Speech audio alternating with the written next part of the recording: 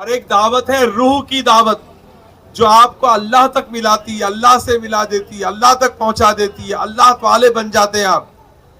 وہ اللہ کی دعوت دینے کے لیے، آپ کو اللہ کے بندوں کو اللہ سے ملانے کے لیے الحمدللہ سنی دعوت اسلامی سالہ سال سے وادی نور آزاد میدان میں الحمدللہ سنی اجتماع کرتی ہے۔ یہ جو ہے 32واں سالانہ سنی اجتماع وادی نور آزاد میدان میں ہو رہا ہے، اور اسی دعوت کو آپ تک پہنچانے کے لیے ہم نے ہمارے مجلس شورا کے ذمہ دار الحاج محمد صادق رضوی صاحب کو بلایا کہ یہ اپنے انداز میں آپ کو دعوت دیں گے اور یہاں پر اللہ رسول کا پیغام پہنچائیں گے۔ تو یہ جو اجتماع ہم چھوٹی سی گلی میں کر رہے ہیں، یہ اجتماع بھی اسی اجتماع کا ایک حصہ ہے۔ پوری ممبئی کی گلیوں کے اندر، پورے مہاراشٹر کی گلیوں کے اندر جہاں جہاں بھی دعوتی اجتماع ہو رہا ہے، وہ اجتماع بھی وادی نور آزاد میدان کے اجتماع کا ایک حصہ ہے، اور یہ دعوت ہم نے آپ کو دی، آپ دوسروں کو دیں گے تو کیا ہوگا؟ یہ دعوت پر ایک دوسرے کو ہم دعوت دیں گے تو اس پر ہم کو اللہ اجر اور نیکی عطا فرمائے گا۔ نیکی چاہتے ہیں نا، تو یہ دعوت آپ کو دوسروں تک پہنچانا ہے، واٹس ایپ کے ذریعے، فیس بک کے ذریعے، سوشل میڈیا کے ذریعے، انسٹاگرام کے ذریعے، اور یہ سب کرنے کے ساتھ ساتھ جس کے پاس یہ سب نہیں ہے وہ زبان سے دعوت دے۔ اللہ کے بندوں کو اللہ سے ملائیے، اللہ کے بندوں کو اللہ سے قریب کریے۔ اللہ تبارک و تعالی ہمیں آپ کو اس دعوت کو عام کرنے اور اس پر ہمیں خود بھی عمل کرنے کی توفیق عطا فرمائے، ورنہ ہم دعوت کھانے میں اتنے بزی ہو جاتے ہیں کہ آزاد میدان میں صرف دعا لینے کے لیے آتے ہیں۔ ایسا نہیں کرنا ہے، اس دعوت کا صحیح استعمال کرنا ہے۔ اللہ کے بھٹکے ہوئے بندوں کو اللہ کی طرف بلانے کا ایک بہترین ذریعہ ہے وادی نور آزاد میدان کا اجتماع، اور اس میں آپ کو شرکت کرنا ہے۔ اور اب اسی اجتماع کا ایک حصہ ہے جو ہمارے الحاج محمد صادق رضوی صاحب کا خصوصی بیان یہاں پر ہوگا۔ میں آپ سے گزارش کرتا ہوں کہ آپ دل جمعی کے ساتھ حضرت کا بیان سنیں، اور ساتھ ہی ساتھ جو کچھ بھی وہ یہاں پر سے آپ کے سامنے سے پیغام دیں اسے دل کے نہا خانے میں آپ رکھ کر اس پر عمل کرنے کی کوشش کریں۔ آئیے اپنے اس خطیب کا استقبال نعرہ تکبیر و رسالت سے فرمائیں۔ نعرہ تکبیر، ایسا نعرہ تو بچے لگاتے ہیں، نعرہ تکبیر، نعرہ رسالت، علماء اہل سنت۔ الحمدللہ الحمدللہ رب العالمین والعاقبۃ للمتقین والصلاة والسلام علی سید الانبیاء والمرسلین، اما بعد فاعوذ باللہ من الشیطان الرجیم، بسم اللہ الرحمن الرحیم۔ وَأَمَّا بِنِعْمَةِ رَبِّكَ فَحَدِّثْ، صدق اللہ مولانا العلی العظیم۔ باد توحید کے متوالوں، شمع رسالت کے پروانوں، غوث و خواجہ و رضا کے چاہنے والوں، آئیے سب سے پہلے ہم اور آپ نہایت ہی ادب اور احترام کے ساتھ اپنے اور ساری کائنات کے مرکز عقیدت جناب محمد الرسول اللہ صلی اللہ تعالی علیہ وسلم کی بارگاہ بے کس پناہ میں جس طرح سے میں آپ کو پڑھاؤں، میرے ساتھ مل کر پورا مجمع بآواز بلند ہدیہ غلامی درود و سلام کے انداز میں پیش کر لیں۔ ہماری مائیں بہنیں بچیاں بھی درود شریف پڑھیں، لیکن ان کی آوازیں اتنی دھیمی ہوں کہ پردے کے اس پار بیٹھے مردوں تک ان کی آواز نہ پہنچے، اس بات کا وہ خیال رکھیں۔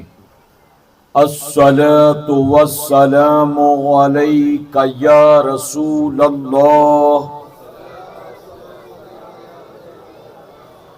الصلاۃ والسلام علیک یا حبیب اللہ، الصلاۃ والسلام علیک یا نبی اللہ، وعلى آلك وأصحابك یا نور اللہ صلی اللہ تعالی علیہ وسلم۔ رب کعبہ کی بارگاہ میں دعا ہے، مولا اپنے حبیب صاحب الاولاق صلی اللہ تعالی علیہ وسلم کے صدقۃ فعل ہم تمام حاضرین اور سامعین کو تو دم واپسی تک حق کہنے، حق سننے اور اپنے حق والے بندوں کے دامن سے وابستہ رہنے کی توفیق نصیب فرما۔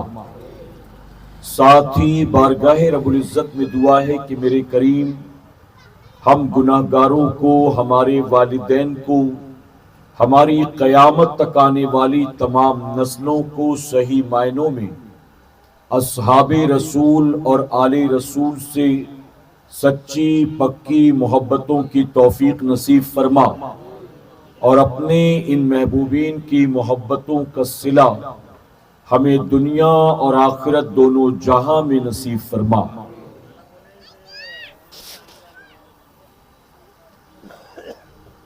جگہ جی لگانے کی دنیا نہیں ہے،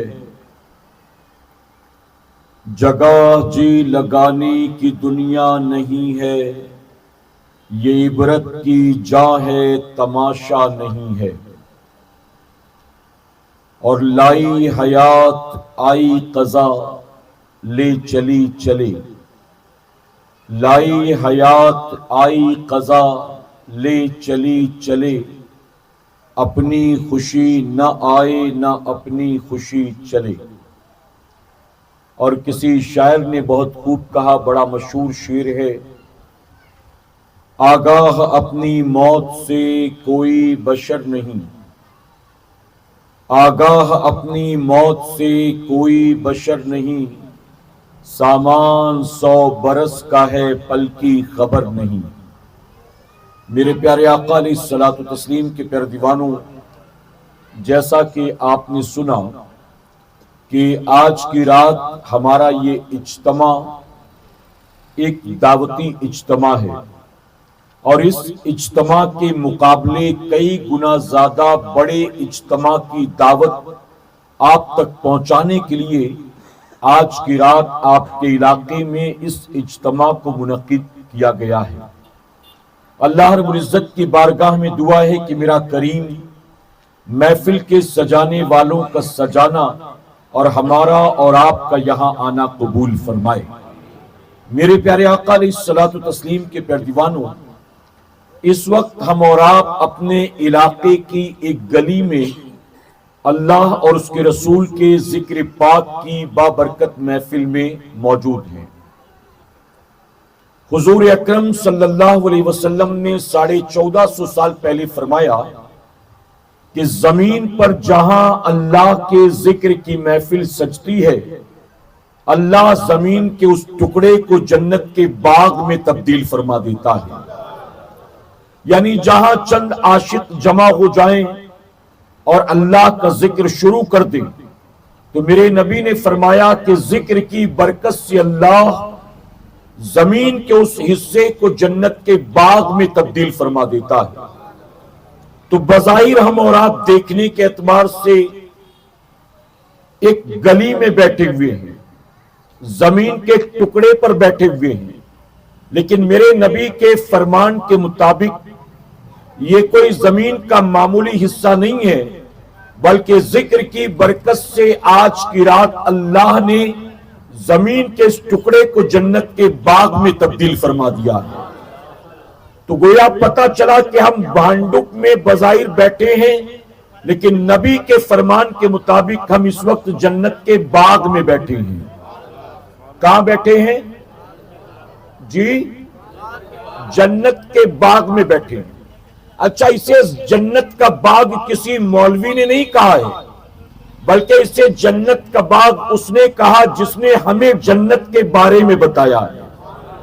بتائیے، ہم نے جنت کو دیکھا ہے، ہم نے جنت کا باغ دیکھا ہے، لیکن جس نے دیکھا ہے اس نے اس کو جنت کا باغ کہا ہے۔ جس نے دیکھا، اور ہم سنیوں کا یہ ماننا ہے ایک دیکھنے والے کا کہا مان لیا ہے، ایک دیکھنے والے کا کہا مان لیا ہے، بن دیکھے تجھے ہم نے خدا مان لیا ہے۔ ہماری قوم کے بہت سارے نوجوان جو ہر چیز میں لاجک تلاش کرتے ہیں نا، وہ جو ڈاکٹر کی تقریر سنتے ہیں، انجینئر کی تقریر سنتے ہیں، علماء کی نہیں سنتے، ائمہ کی نہیں سنتے، بلکہ وہ تقریر سنتے ہیں کوئی ڈاکٹر کی، کسی انجینئر کی، تو ڈاکٹر اور انجینئر کی تقریر سننے والے ہر چیز میں لاجک تلاش کرتے ہیں کہ اگر یہ جنت کا باغ ہے تو جنت کا باغ نظر کیوں نہیں آتا؟ تو ان سے میں پوچھتا ہوں، کیا تم نے جنت کا باغ دیکھا ہے؟ تو تم کیسے جج کر سکتے ہو کہ یہ جنت کا باغ نہیں ہے؟ میرے پیارے آقا کے پیروانوں، ہم خوش عقیدہ سنی مسلمانوں کے لیے ہر چیز میں دلیل اور ثبوت کی ضرورت نہیں ہے۔ ہم نے رسول اللہ کے کہنے پر اللہ کو اللہ مان لیا، ہم نے رسول اللہ کے کہنے پر جنت کو جنت مان لیا، ہم نے رسول اللہ کے کہنے پر تقدیر کے بھلے برے ہونے کو مان لیا، ہم نے رسول اللہ کے کہنے پر قیامت کے دن کو مان لیا، ہم نے رسول اللہ کے کہنے پر قبر کے سوال و جواب کو مان لیا، ہم نے رسول اللہ کے کہنے پر قرآن کو اللہ کا کلام مان لیا۔ تو جب رسول اللہ کے کہنے پر ہم نے یہ سب مان لیا تو اسی رسول اللہ کے کہنے پر ہم نے اسے جنت کا باغ بھی مان لیا ہے۔ تو ہم اس وقت کہاں بیٹھے ہیں؟ جنت کے باغ میں۔ اب آپ بتائیے، جنت کے باغ میں کوئی اپنی مرضی سے داخل ہو سکتا ہے؟ ارے دنیا میں کسی کے باغ میں اپنی مرضی سے نہیں جا سکتے، دنیا میں کسی کے گھر میں اپنی مرضی سے نہیں جا سکتے، دنیا میں کسی کے دفتر میں اپنی مرضی سے نہیں جا سکتے۔ تو بتائیے پھر جنت کے باغ میں کیا کوئی اپنی مرضی سے جا سکتا ہے؟ پتا چلا جنت کے باغ میں جتنے بیٹھے ہیں اپنی مرضی سے نہیں بیٹھے، مولا کی مرضی سے بیٹھے ہیں۔ اور یہ بھی پتا چلا کہ جنت کے باغ میں اپنے بلبوتے کوئی نہیں آتا، آتے وہی ہیں جنہیں باغ کا مالک توفیق عطا فرماتا ہے۔ تو ہمیں رب کا شکر ادا کرنا چاہیے کہ رب نے ہمیں جنت کے باغ میں آنے کا موقع عطا کیا، رب نے ہمیں جنت کے باغ میں بیٹھنے کا موقع عطا کیا۔ کہ الحمدللہ۔ میرے پیارے آقا علیہ الصلوۃ والتسلیم کے پیروانوں، اب ایک بڑی پیاری بات اور سمجھاتا چلوں۔ کل قیامت کے دن جب حساب کتاب مکمل ہو جائے گا تو جہنمیوں کو جہنم میں جھونک دیا جائے گا اور جنتیوں کو جنت میں داخل کر دیا جائے گا۔ پھر حدیث مبارکہ میں آتا ہے کہ جن کے سینے میں رائی کے دانے کے برابر ایمان ہوگا ان کو جہنم سے نکال کر جنت میں داخل کر دیا جائے گا۔ آپ نے سنا ہے کہ نہیں سنا کبھی یہ؟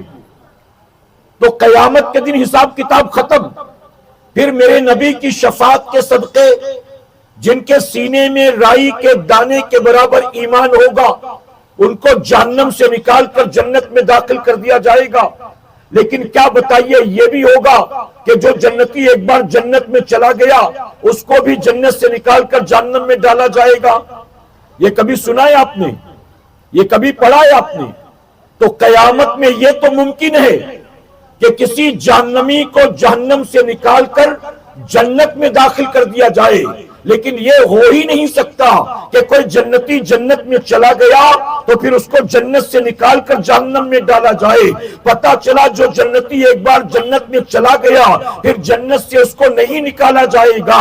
اللہ رحمان ہے، کریم ہے، ستار ہے، غفار ہے۔ ہمیں اللہ کی شان کریمی رحیمی پر یقین ہے۔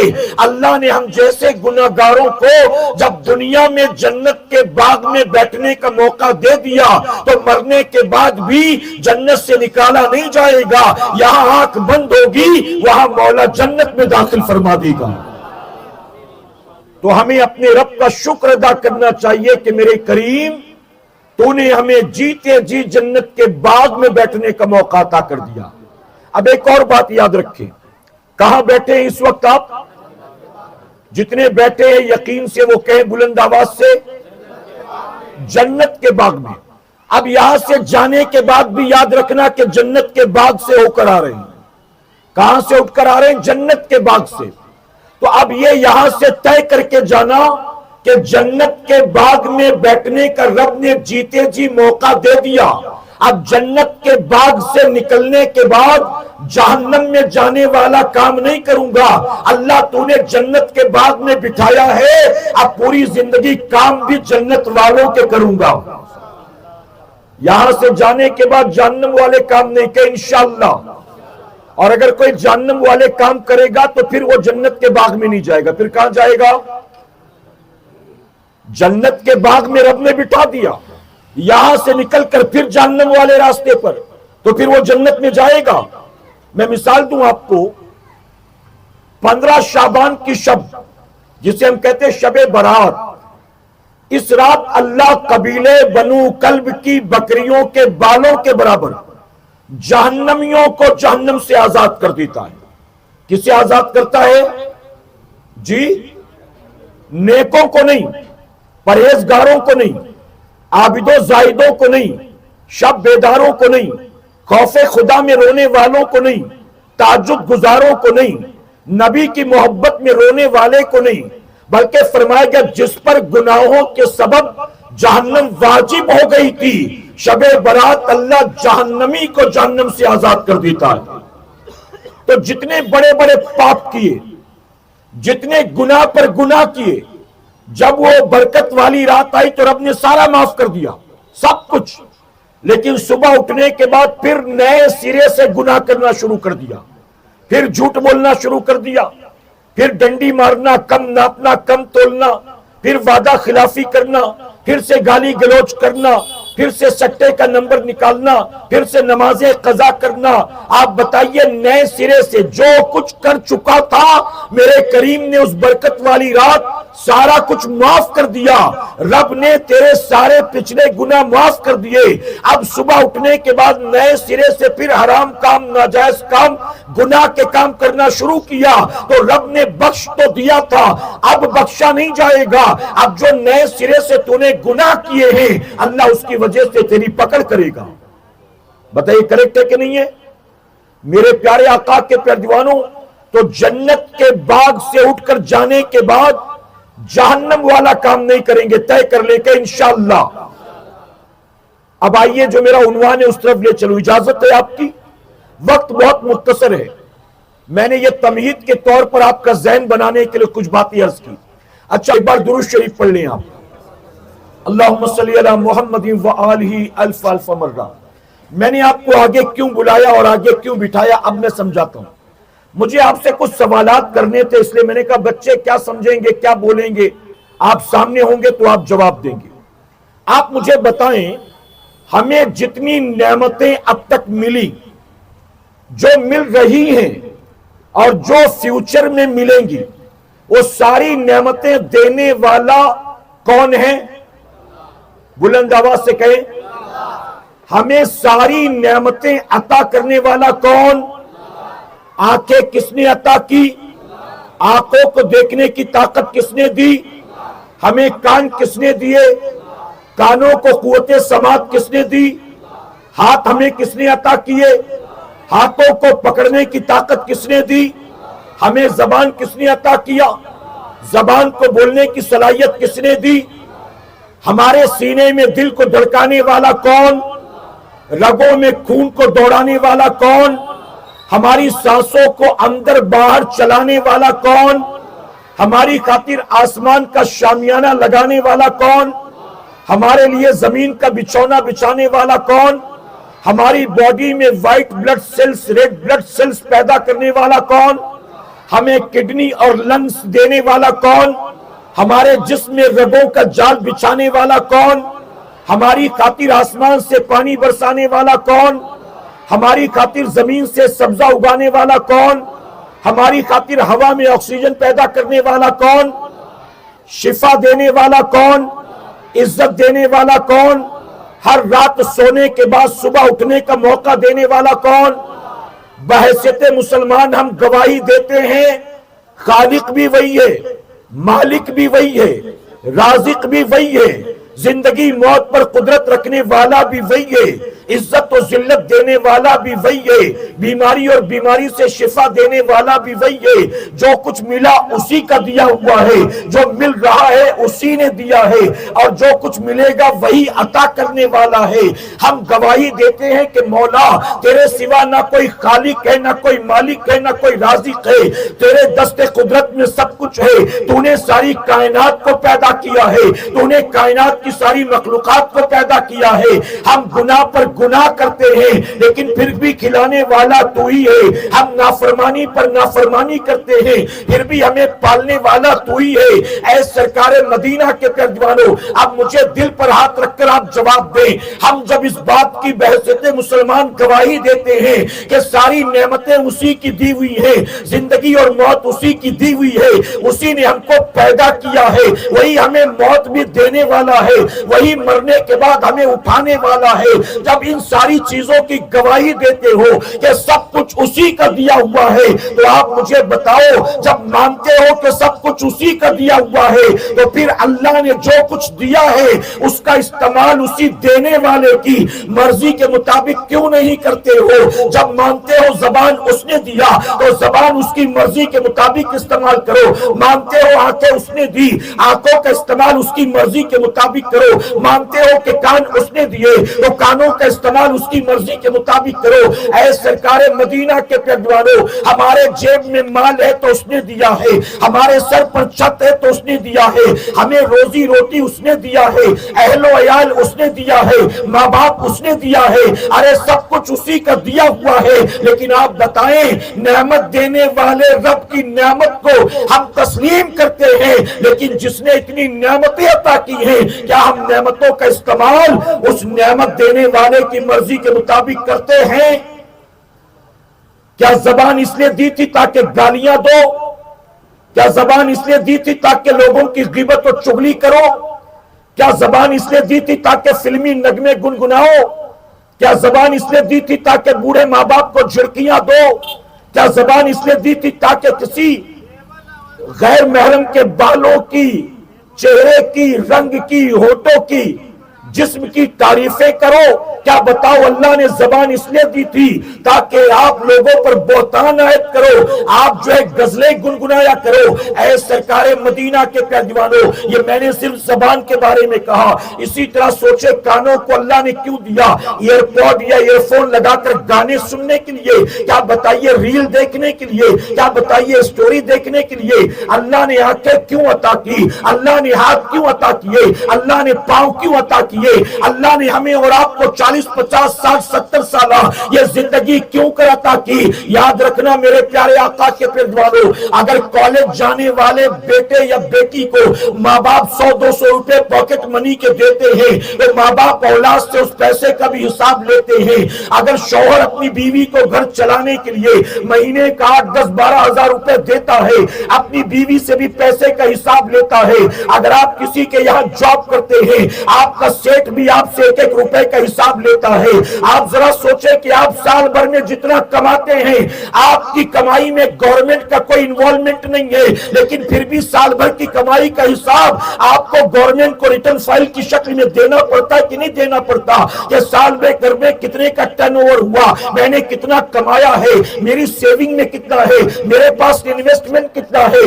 آپ بتائیے دنیا میں اگر نوکر کو مالک 200-400 روپے دے کر کسی کام کے لیے بھیجے، واپس آنے کے بعد پیسے کا حساب لیتا ہے، شوہر بیوی سے پیسے کا حساب لیتا ہے، اولاد سے ماں باپ پیسے کا حساب لیتے ہیں، اسی طرح سے گورنمنٹ بھی اپنے ملک میں رہنے والوں کا حساب لیتی ہے۔ تو جو رب جس نے انگنت نعمتیں عطا کی ہے، ارے جس نے سب کچھ عطا کیا ہے، جو ہمارا خالق و مالک ہے، کیا نعمتیں دینے کے بعد اس نے فراموش کر دیا جتنی نعمتیں اس نے دی ہیں؟ کیا ہم سے نعمت کا حساب وہ نہیں لے گا؟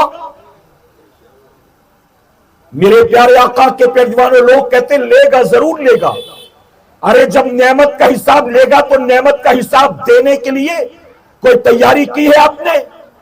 آپ بتائیے اگر کوئی سیٹ اپنے دکان کے گلے پر نوکر کو بٹھا دے، سیلس مین تھا، اس کو بٹھا دیا گلے پر، کاؤنٹر پر، اور کہا ایک ہفتے تو کاؤنٹر سنبھال، میں کہیں کام سے جا رہا ہوں، ایک ہفتے کے بعد آؤں گا۔ اب نوکر کاؤنٹر پر بیٹھ گیا اور بیٹھنے کے بعد روزانہ کتنا بکا، کتنا آیا، ہر ایک چیز نوٹ کر رہا ہے۔ 1 روپے یہاں سے وہاں نہیں کیے، پورا دکان کا 1 روپے کا، پورے مال کا حساب رکھا، کسٹمرز کا حساب رکھا، اچھی طرح سے 1 ہفتے تک اس نے دکان کو چلایا ہے۔ اب جب 1 ہفتے کے بعد مالک آ کر اس سے حساب پوچھے گا تو کیا حساب دینے سے اسے کوئی ڈر لگے گا؟ حساب دینے میں ڈر لگے گا؟ اور اس کے برعکس ایک ایسا بندہ کاؤنٹر پر بیٹھا جس کی تنخواہ تھی 16,000، بیٹھنے کے بعد دیکھا کہ روزانہ گلہ ہو رہا ہے 60-70 ہزار کا، میں تو 16,000 مہینے کا کماتا ہوں، میرا سیٹ تو ایک دن ہی کے 20-25-30 ہزار کما لیتا ہوگا، ٹوٹل گلہ جو ہوتا ہے اس میں اتنا پرسنٹ اس کا۔ اب اس نے 1 دن دیکھا، 2 دن دیکھا، اس کے دل میں لالچ پیدا ہوئی، شیطانی وسوسہ پیدا ہوا، اس نے گلے میں سے 200 روپے مار دیے، اگلے روز 500 روپے چرا لیے، تیسرے دن 1000 روپے نکال لیے۔ اب وہ گلے پر بیٹھا حساب کتاب تو کر رہا ہے، لیکن روزانہ گلے سے 200-500 ہزار غائب بھی کر رہا ہے۔ اب جیسے ہی 5 دن پورے ہوں گے، 6 دن پورے ہوں گے اور 7واں دن شروع ہونے والا ہوگا، اب بتائیے اس کے دل کی دھڑکنیں بڑھ جائیں گی کہ نہیں بڑھ جائیں گی؟ اب سیٹ آنے والا ہے، اب حساب لینے والا ہے، اگر اس نے میری چوری کو پکڑ لیا تو میری تنخواہ میں سے کاٹے گا، بے عزتی الگ سے کرے گا، نوکری سے بھی نکال دے گا۔ اے سرکار مدینہ کے پیروانوں، اگر کوئی بندہ گلے پر ایمانداری کے ساتھ بیٹھا، 4 آنا بھی دائیں بائیں نہیں کیا، تو وہ سوچتا ہے کہ سیٹ 1 ہفتے کے بعد نہیں، اگر 3 دن کے بعد بھی آ جائے، رات کے 2 بجے بھی مجھ سے حساب لے تو میں حساب دینے کے لیے تیار ہوں، کیونکہ میں کوئی گھپلے بازی نہیں کی، میں نے کوئی گڑبڑ اور دھوکے بازی نہیں کی۔ لیکن جو بندہ گلے پر بیٹھا چوری کر رہا ہے اور مال وہاں سے غبن کر رہا ہے، وہ ظاہر ہے کہ چوری پکڑی جائے گی، اس ڈر سے حساب دینے سے گھبرائے گا۔ میرے پیارے آقا کے پیروانوں، بس ہمارا اور آپ کا حال یہی ہے۔ اللہ نے اولیاء اکرام کو روئے زمین پر پیدا کیا، اللہ والے زمین پر آئے، آنے کے بعد انہوں نے اپنی زندگی کا ایک ایک لمحہ اللہ کی مرضی کے مطابق گزارا ہے، اسی لیے انہیں کبھی موت کا خوف نہیں ہوتا، انہیں کبھی موت کا ڈر نہیں رہتا۔ اللہ والے موت کا انتظار کرتے ہیں اور جانتے ہیں وہ انتظار کیوں کرتے ہیں، وہ جانتے ہیں کہ موت ایسی سیڑھی ہے جس سیڑھی کو پار کیے بغیر اللہ کے حبیب سے ملاقات ہو ہی نہیں سکتی ہے۔ وہ موت کا انتظار کرتے ہیں کہ مولا جلدی سے موت آ جائے تاکہ اس پل کو پار کر کے تیرے حبیب کے چہرے کی زیارت کر سکے، تیرے محبوب سے ملاقات کر سکے، اور وہ ہمیشہ موت کے لیے تیار رہتے ہیں۔ کیوں؟ اے اللہ، تیری دی نعمتوں کا استعمال ہم نے تیری نافرمانی میں نہیں کیا، ہم نے اپنی مرضی کے مطابق نہیں کیا۔ ارے تو کل نہیں آج بھی ہم سے حساب لے لے، ہم حساب دینے کے لیے تیار ہیں۔ انہوں نے گپلے بازی نہیں کی، انہوں نے غبن نہیں کیا، انہوں نے دھوکہ دڑی نہیں کی، اس لیے ہر وقت وہ موت کے لیے تیار رہتے ہیں۔ جب بھی حساب لیا جائے گا میں حساب دینے کے لیے تیار ہوں۔ لیکن ہمارے اور آپ کے جیسے لوگ موت سے ڈرتے ہیں، موت سے گھبراتے ہیں۔ جانتے اس کی وجہ کیا ہے؟ ہم جانتے ہیں کہ ہم دنیا میں آنے کے بعد اللہ کی مرضی کے مطابق نہیں، اپنی مرضی کے مطابق زندگی گزار رہے ہیں، اور جب مریں گے تو اللہ حساب لے گا، ساری کلئی کھل جائے گی، اور اللہ جب ہمارے عیبوں سے گناہوں سے پردہ اٹھائے گا اور ہم سے اپنی نعمتوں کا حساب لے گا، ہم تو ڈر لیے جائیں گے، ہم تو پکڑ لیے جائیں گے، ہمیں سیدھے جہنم کی آگ میں جھونک دیا جائے گا۔ اے سرکار مدینہ کے پیروانوں، آج یہ طے کر کے اٹھنا، اگر یہ مانتے ہو کہ تمام نعمتیں ہمیں رب نے عطا فرمایا ہے، تو یہ بھی یاد رکھنا کہ نعمت دینے والا رب قیامت میں ہم سے ایک ایک نعمت کا حساب بھی لینے والا ہے۔ اگر نعمت کا حساب دو گے اللہ جنت میں داخل کرے گا، اور اگر اللہ کی نعمتوں کا حساب نہ دے سکے تو جانتے ہو انجام بہت برا ہوگا، ہماری پکڑ ہوگی اور ہمیں جہنم کی آگ میں جھونک دیا جائے گا۔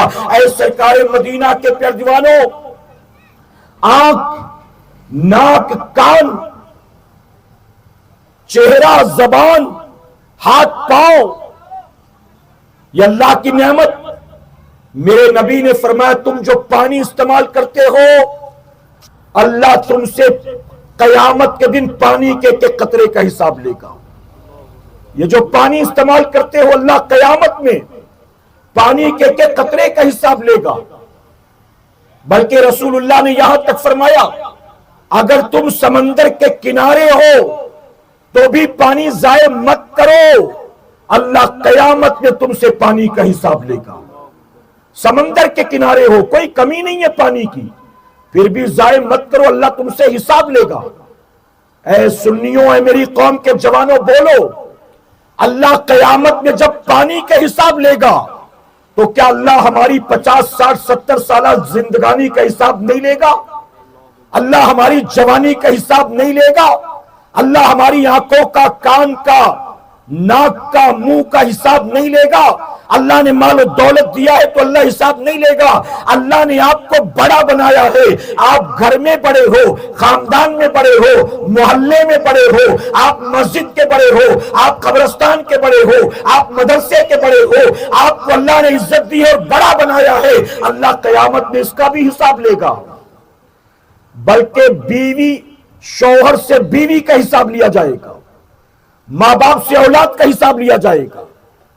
جتنی نعمتیں رب نے دی ہیں اللہ ہر نعمت کا حساب لے گا. دل پر ہاتھ رکھ کر جواب دو، اللہ جب قیامت میں ایک ایک چیز کا حساب لے گا کیا ہم اس لائق ہیں کہ حساب دے سکیں گے؟ حساب دے سکیں گے؟ فرمایا گیا کہ بنی اسرائیل میں ایک عابد تھا جس نے 300 سال تک پہاڑ کی چوٹی پر رہ کر عبادت کی تھی. دنیا کو ٹھوکر مار کر، دنیا سے کٹ کٹا کر پہاڑ کی چوٹی پر 300 سال عبادت. آپ بتائیے جب اکیلا 300 سال پہاڑ کی چوٹی پر عبادت کرے گا تو کسی کو گالی دی ہوگی، کسی کی غیبت کی ہوگی، کسی کی بہو بیٹی پر گندی نظر ڈالا ہوگا، کسی کے ساتھ بیٹھ کر جوا کھیلا ہوگا، کسی پر الزامات عائد کیے ہوں گے، اس کے علاوہ کوئی ہے ہی نہیں. کس کی غیبت کرتا، کس سے حسد کرتا، کس کو گالی دیتا، کس کا مال کھاتا؟ 300 سال اکیلے عبادت کر رہا ہے. نماز پڑھ رہا تھا، جب سلام پھیرا تو دیکھا پہاڑ کی چوٹی پر اس کے سامنے ایک آدمی کھڑا تھا. پہلی بار 300 سال میں اپنے علاوہ کسی اور کو دیکھا تو حیرت میں ڈوب گیا. کہتا ہے اللہ کے بندے تو کون؟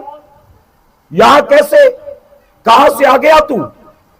تو انسانی شکل میں جو آیا تھا نا وہ کہتا ہے میں موت کا فرشتہ اسرائیل ہوں، میں تیری روح قبض کرنے آیا ہوں، تیری موت کا وقت ہو گیا، میں تیری جان لینے آیا ہوں. تو بنی اسرائیل کا وہ عابد مسکرا کر کہتا ہے تو جان لینے آیا ہے اور وہاں کھڑا ہے، تو نے اب تک روح کو قبض کیوں نہیں کیا؟ یعنی موت کا فرشتہ کہیں جاتا ہے تو ویٹ کرتا ہے کہ کھانا کھا لے پھر لے کے چلوں گا، پکچر دیکھ لے پھر لے کے چلوں گا، گیم اوور ہو جائے پھر لے کے چلوں گا، سیریل ختم ہو جائے، میچ ختم ہو جائے پھر لے کے چلوں گا. ویٹ کرتا ہے کسی کا؟ میرے پیارے آقا علیہ الصلوۃ والتسلیم کے پیروانوں، یہی موت کا فرشتہ اسرائیل علیہ السلام اللہ کے نبی موسیٰ علیہ السلام کے پاس آئے، آ کر سلام کیا. موسیٰ علیہ السلام نے فرمایا کیسے آنا ہوا؟ موت کا فرشتہ کہتا ہے آپ کی روح قبض کرنے آیا ہوں، آپ کی موت کا وقت ہو گیا، روح قبض کرنے آیا ہوں. موسیٰ علیہ السلام نے کہا تو مجھے پہچانتا نہیں ہے؟ کس سے بات کرتا تجھے پتا ہے؟ موت کا فرشتہ کہتا ہے اللہ جس کے پاس بیچتا ہے اسی کے پاس جاتا ہوں، مجھے پتا ہے اللہ نے مجھے اپنے نبی موسیٰ کے پاس بھیجا، آپ کلیم اللہ ہے، موسیٰ علیہ السلام ہے، آپ کی روح قبض کرنے آیا ہوں. تو کہا اچھا پہچانتا ہے نا تو تھوڑی دیر رک جا، تھوڑا وقت دے مجھے، تھوڑی مہلت دے. تو موت کا فرشتہ اسرائیل کہتا میں اس کی طاقت نہیں رکھتا، مجھے یہ پاور نہیں دیا گیا کہ میں کسی کو اپنی طرف سے ٹائم دے دوں، میں نہیں دے سکتا. کہا اچھا تو نہیں دے سکتا تو رک. اللہ کی بارگاہ میں عرض کرتے مولا تو مجھے تھوڑی سی مہلت دے دے، اس کو تو نے یہ اختیار نہیں دیا، پاور نہیں دیا، تو مجھے موقع دے سکتا ہے نا، مولا تو مجھے تھوڑی مہلت دے دے. رب فرماتا ہے کیا چاہتا ہے تو؟ موسیٰ علیہ السلام فرماتے آخری بار اپنے گھر جا کر بیوی بچوں سے ملنا چاہتا ہوں، بیوی بچوں سے ملاقات کرنا چاہتا ہوں. رب نے اسرائیل علیہ السلام سے کہا اسرائیل رک جا، ابھی روح قبض نہ کر، جانے دے میرے کلیم کو اپنے گھر. موسیٰ علیہ السلام گھر پہنچے، موت کا فرشتہ بھی پیچھے پیچھے پہنچا. موسیٰ علیہ السلام گھر گئے، بیوی سے ملاقات کی، بیٹوں سے ملاقات کی. ایک گود میں دودھ پیتا بچہ تھا، موسیٰ علیہ السلام نے گود میں اٹھایا تو آپ کی آنکھ بھر آئی، آپ رونے لگے۔ اللہ فرماتا ہے موسیٰ روتا کیوں ہے؟ تو موسیٰ علیہ السلام عرض کرتے مولا باقی بچے تو بڑے ہو گئے ہیں، سمجھدار ہو گئے ہیں، جوان ہو گئے ہیں، میں نہ بھی رہوں تو چند دن تک رونے کے بعد صبر آ جائے گا، اپنے پیروں پر کھڑے ہو گئے ہیں، اپنے کھانے پینے کا انتظام کر لیں گے، اپنی زندگی گزار لیں گے، لیکن مولا یہ میرا گود میں بچہ، دودھ پیتا بچہ، بس اسی کو دیکھ کر مجھے رونا آ گیا کہ میرے بعد میرے بچے کا کیا ہوگا، یہ میرا دودھ پیتا بچہ میرے بعد اس کا کیا بنے گا، اس کی دیکھ بھال کون کرے گا، اس کی پرورش کون کرے گا، باقی بچے تو میں نے پال لیے، اس کا کیا ہوگا؟ تو جانتے ہو رب نے کیا فرمایا؟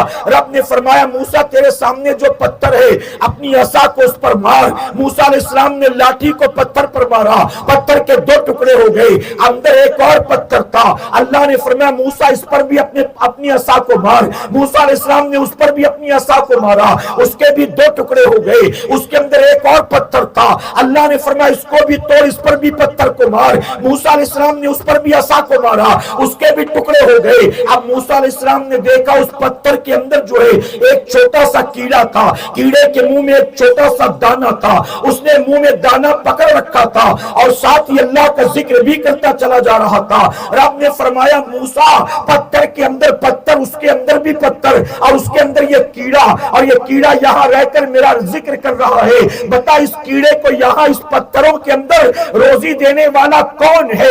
عرض کرتے مولا تیرے سوا کون ہو سکتا ہے؟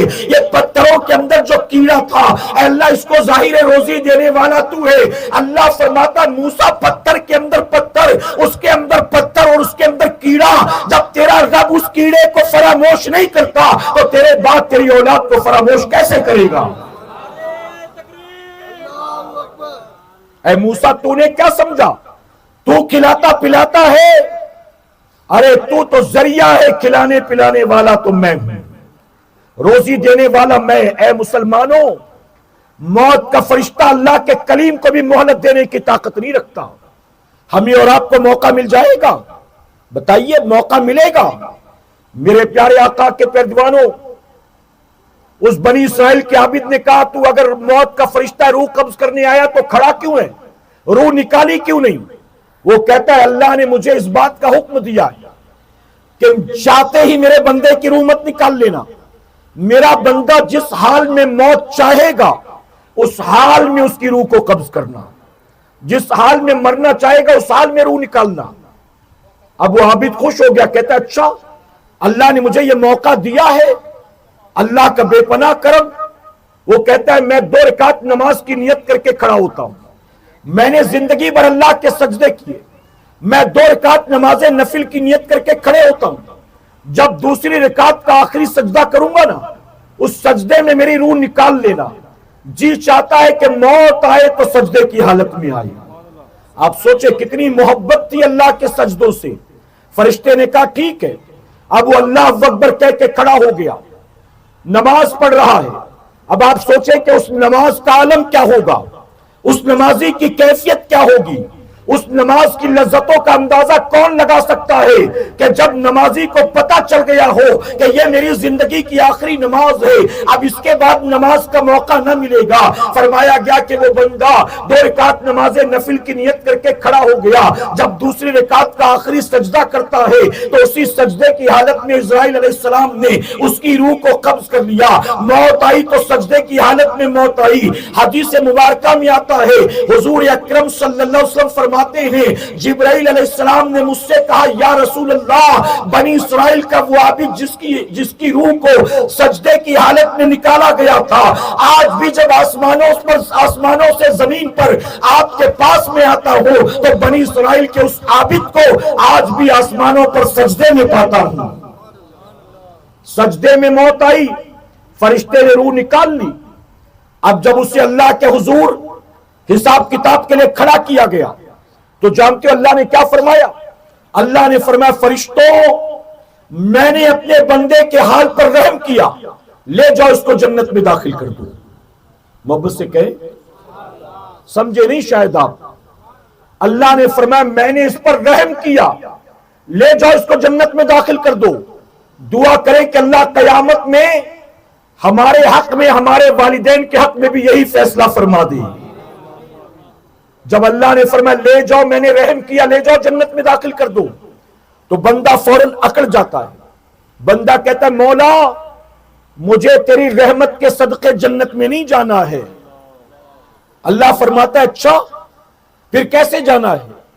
وہ کہتا ہے رحمت کے صدقے جنت میں جانا ہوتا تو دنیا کو ٹھوکر کیوں مارتا، پہاڑ کی چوٹی پر کیوں جاتا، دن رات تیرے سجدے کیوں کرتا، میں بھی دنیا داری میں لگ جاتا، کاروبار کرتا، مال و دولت کماتا، مکان دکان بناتا، میں بھی شادی بیاہ کرتا، بچے پیدا کرتا، مزے والی زندگی دنیا میں گزارتا اور تیری رحمت کے صدقے جنت میں چلا جاتا۔ مجھے تیری رحمت کے صدقے جنت نہیں چاہیے۔ اللہ فرماتا ہے پھر کیا چاہیے؟ کہتا ہے 300 سال میں نے جو عبادت کی ہے، آج مجھے 300 سال کی عبادت کا صلہ چاہیے۔ میری شب بیداری کا بدلہ دے، میری عبادات کا بدلہ دے، میرے سجدوں کا بدلہ دے، میرے ذکر کا بدلہ دے، میرے رکوع قیام کا بدلہ دے، تیرے خوف میں جو رویا ہوں اس کا بدلہ دے، تیری محبت میں جو تڑپا ہوں اس کا بدلہ دے۔ 300 سال کی عبادت کے بدلے جنت میں جاؤں گا، تیری رحمت کے صدقے جنت میں نہیں جاؤں گا۔ اب سنو میرے رب نے کیا فرمایا؟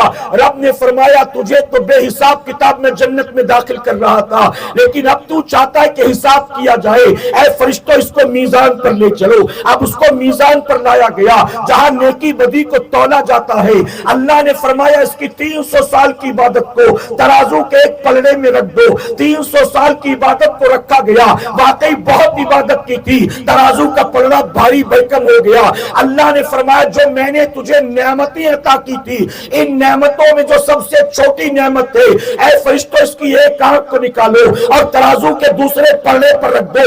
ابھی فیصلہ ہو جائے گا 300 سال تک عبادت کر کے ایک چھوٹی نعمت کبھی تو نے حق ادا کیا کہ نہیں ادا کیا۔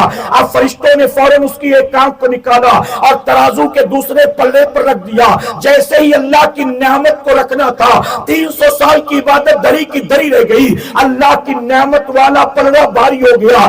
اللہ نے فرمایا بندے خود دیکھ لے، 300 سال عبادت کر کے ایک آنکھ کا بھی حق ادا نہ کر سکا، ابھی تو دوسری آنکھ کا بھی حساب باقی ہے، ابھی تو تیرے کانوں کا حساب باقی ہے، ابھی تو تیری زبان کا حساب باقی ہے، ابھی تو تیرے ہاتھ اور پاؤں کا حساب باقی ہے۔ اب جو کچھ بھی دیا ہے اس کا حساب لوں گا، تیار ہو جا۔ اتنا سننا تھا کہ بندہ رونے لگتا ہے، اے اللہ مجھے معاف کر دے، تو رحیم ہے مجھے معاف کر دے، تو کریم ہے مجھے معاف کر دے، تو ستار ہے مجھے معاف کر دے، تو غفار ہے مجھے معاف کر دے۔ اے اللہ مجھے اپنی عبادت پر کوئی بھروسہ نہیں ہے، مجھے تیری شان کریمی پر بھروسہ ہے، تیری شان رحیمی پر بھروسہ ہے۔ اب بندہ گڑ گڑانے لگا، گریوزاری کرنے لگا، تو جانتے ہو آخرکار میرے کریم کو اس پر پیار آ گیا۔ رب نے فرمایا جا میں نے تجھے معاف کیا، فرشتوں لے جاؤ اس کو جنت میں داخل کر دو۔ اے سرکار مدینہ کے پیروانوں، آپ سوچو بنی اسرائیل کا وہ عابد 300 سال تک پہاڑ کی چوٹی پر رہ کر اللہ کی عبادت کرتا ہے، اور 300 سال اللہ کی عبادت گوشہ نشینی میں کر کے ایک آنکھ کا بھی حق ادا نہیں کرتا۔ اللہ قیامت میں جب ہم سے سوال پوچھے گا، ہم سے حساب لیا جائے گا۔ آنکھیں تو ہمیں بھی دے رکھی ہے، زبان تو ہمیں بھی دے رکھا ہے، کان تو ہمیں بھی دے رکھا ہے، زندگی تو ہمیں بھی دے رکھی ہے، جوانی تو ہمیں بھی دے رکھا ہے، مال و دولت تو ہمیں بھی دے رکھا ہے، سر پر چھت تو ہمارے بھی موجود ہے، کھانے پینے کا سامان تو ہمارے پاس بھی موجود ہے۔ اللہ قیامت میں جب ہم سے حساب لے گا، ہم بتاؤ کس منہ سے حساب دیں گے؟ اللہ قیامت میں پانی کے قطرے کا حساب لے گا، کیا وہ ہماری جوانی کا حساب نہیں لے گا؟ مال و دولت کا حساب نہیں لے گا؟ اپنی نعمت کا حساب نہیں لے گا؟ آئے 300 سال تک عبادت کر کے بنی اسرائیل کا عابد ایک آنکھ کا حق ادا نہ کر سکا۔ اللہ قیامت میں ہم سے جب حساب لے گا تو بتاؤ 40 50 70 80 سالہ زندگی میں ہم نے کون سے تمام نعمتوں کے حق ادا کر دیے؟ ہم نے کون سی تمام نعمتوں کا شکر ادا کر دیا؟ ارے وہ تو 300 سال تک عبادت کرتا رہا، پھر بھی ایک آنکھ کا حق ادا نہ کر سکا۔ ہم فلمیں دیکھتے ہیں، ڈرامے دیکھتے ہیں، پوری رات یوٹیوب پر گندی فلمیں اور ہیروئنوں کی ننگی ننگی تصویریں دیکھتے ہیں. ہم تو وہ لوگ ہیں جو IPL کے چکر میں، ورلڈ کپ کے چکر میں 5 وقت کی نماز کو قضا کر دیتے ہیں. اللہ کا منادی حی علی الصلاۃ حی علی الفلاح کی صدائیں بلند کرتا ہے، الصلاۃ خیر من النوم کی صدائیں بلند کرتا ہے. ہمارے کان پر جو تک نہیں رینگتی ہے. ہم تو کھڑکی دروازے بند کر کے پیر پسارے سوئے پڑے رہتے ہیں. آپ بتاؤ کہ اللہ کی نعمتوں کا ہم قیامت میں کیا جواب دیں گے؟ شادیوں میں ڈی جے لگا کر ناچنے والوں، ہر رات شراب کے پیالے چٹکانے والوں، اپنے ہاتھ سے تاش کے پتے پھینکنے والوں، سٹے اور لاٹری کا نمبر نکالنے والوں، ذرا بتاؤ قیامت میں ان ہاتھوں کا کیا حساب دو گے؟ اپنے بوڑھے ماں باپ کو جھڑکیاں دینے والوں، اپنے مومن بھائی بہن کی غیبت و چغلی کرنے والوں، اپنی مسجد کے امام کو گالیاں دینے والوں، ذرا سوچو قیامت میں زبان جیسی نعمت کا ہم کیا حساب دیں گے؟ اللہ ایک ایک چیز کا حساب لے گا. اے سرکار مدینہ علیہ الصلوۃ والتسلیم کے پیروانوں، اللہ کی نعمتوں کا حق ادا نہیں کر سکتے، اللہ کی نعمتوں کا شکر ادا نہیں کر سکتے، تو کم سے کم اتنا تو طے کر لو، اے اللہ ان نعمتوں کا استعمال اپنی مرضی کے مطابق اب نہیں کریں گے، بلکہ اب ان نعمتوں کا استعمال کریں گے تو نعمت دینے والے مولا کی مرضی کے مطابق کریں گے.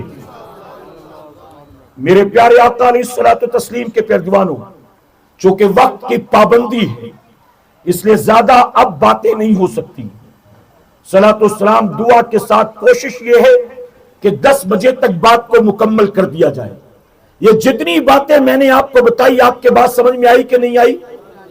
جی آپ مجھے بتائیں، کیا آپ میں کوئی ایک ایسا ہے جو یہ کہے کہ مجھے موت نہیں آنا ہے؟ بتائیے، کوئی کہہ سکتا ہے؟ میرے پیارے آقا علیہ الصلوۃ والتسلیم کے پیارے دیوانوں، ایک مرتبہ درود شریف پڑھ لیں آپ.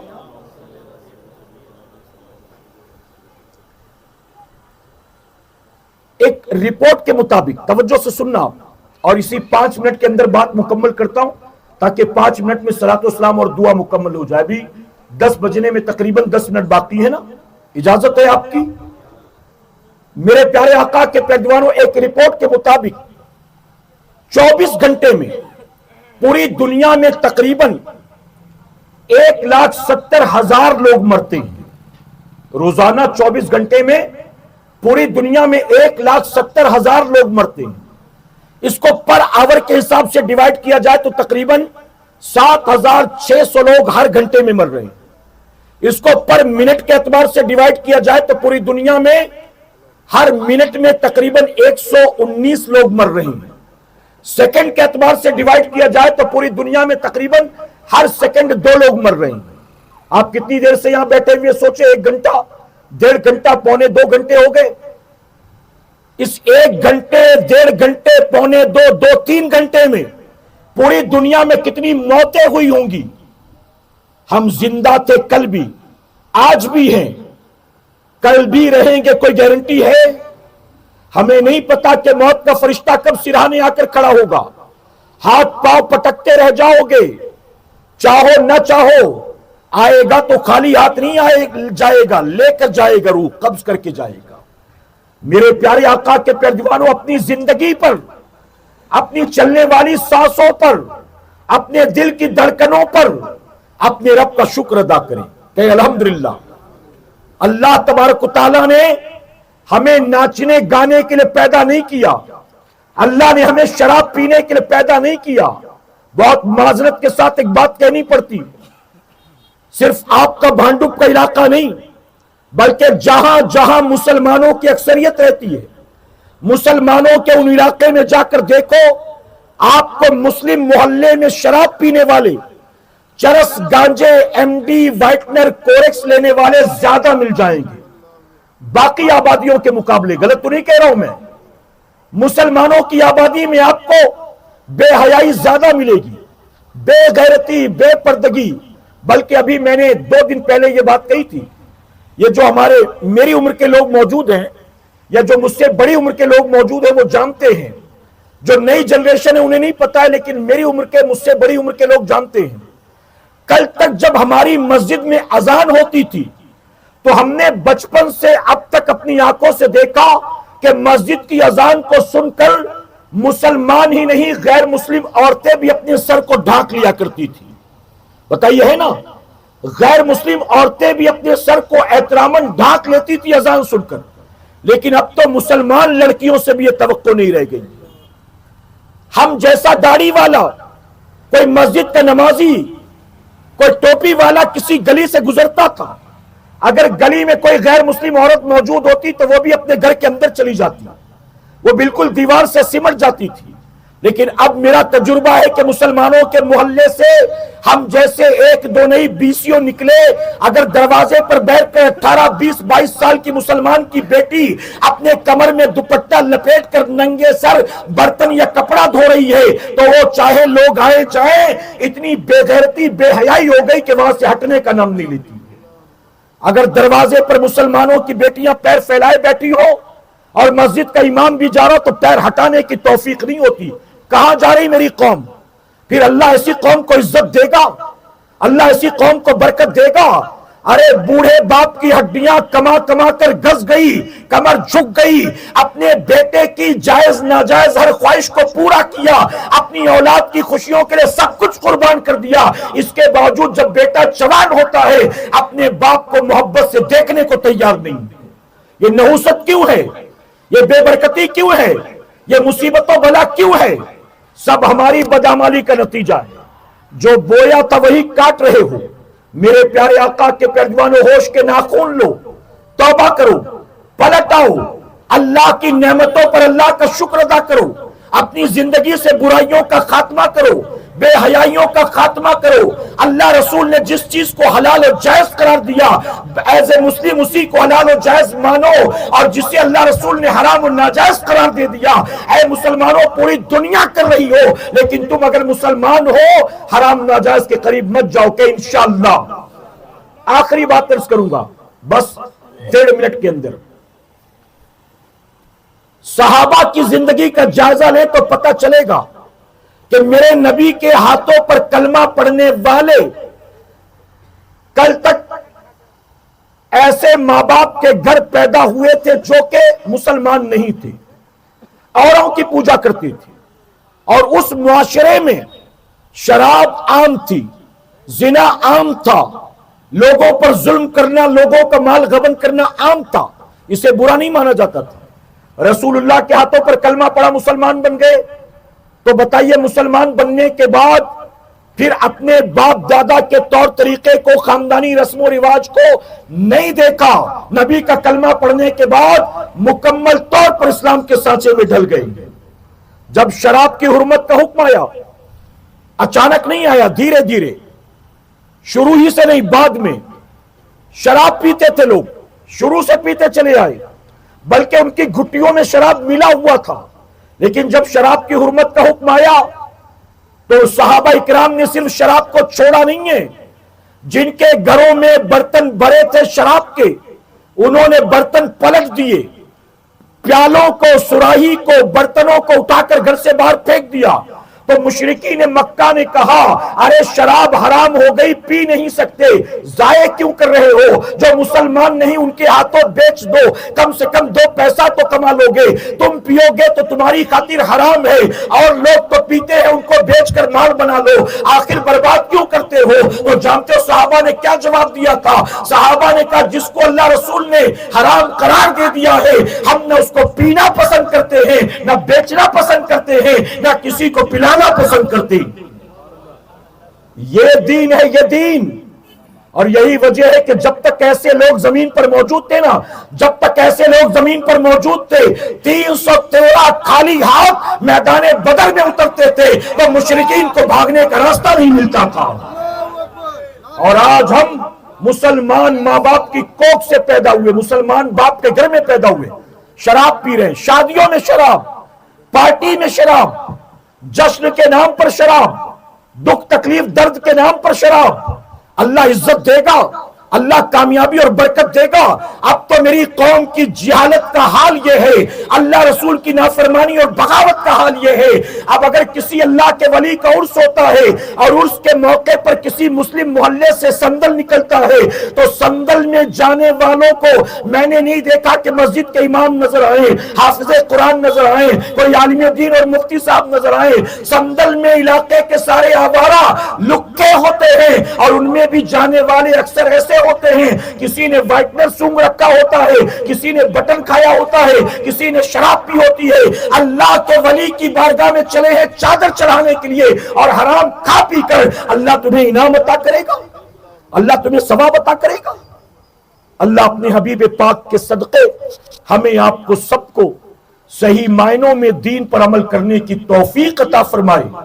اللہ ہمیں حرام سے بچنے، حلال کھانے پینے کی توفیق عطا کرے، اور اللہ تبارک تعالی ہمیں اپنی نعمتوں کا لمحہ لمحہ شکر ادا کرنے کی توفیق عطا فرمائے۔ میرے پیارے آقا علیہ الصلوۃ والتسلیم کے پیروانوں، وقت کی پابندی تھی، میں نے بھی تقریباً 45-50 منٹ میں اپنی بات کو مکمل کرنے کی کوشش کی، لیکن وادی نور آزاد میدان میں ایسا کوئی مسئلہ نہیں ہے۔ آپ کے پاس سیکھنے سکھانے کے لیے تقریباً 48 گھنٹے کا وقت ہوتا ہے، چونکہ 29، 30 اور 1 تاریخ کو اجتماع ہوگا۔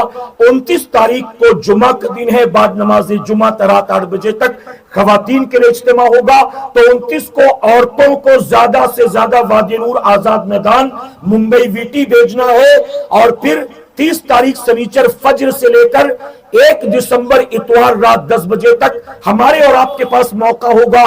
مردوں کے لیے 2 روزہ اجتماع ہوگا، تو آپ کو زیادہ سے زیادہ وقت وادی نور میں دینا ہے تاکہ زیادہ دین کی باتیں آپ سیکھ سکیں۔ آئیں گے انشاءاللہ؟ اچھا آپ بتائیں، بیان ہو گیا مکمل، میری باتیں سمجھ میں آئی ہیں نا؟ آپ نے بانڈوپ کے اس علاقے میں فقیر کا بیان سنا ہے، وادی نور میں آپ ہمارے امیر کا بیان سنیں گے انشاءاللہ۔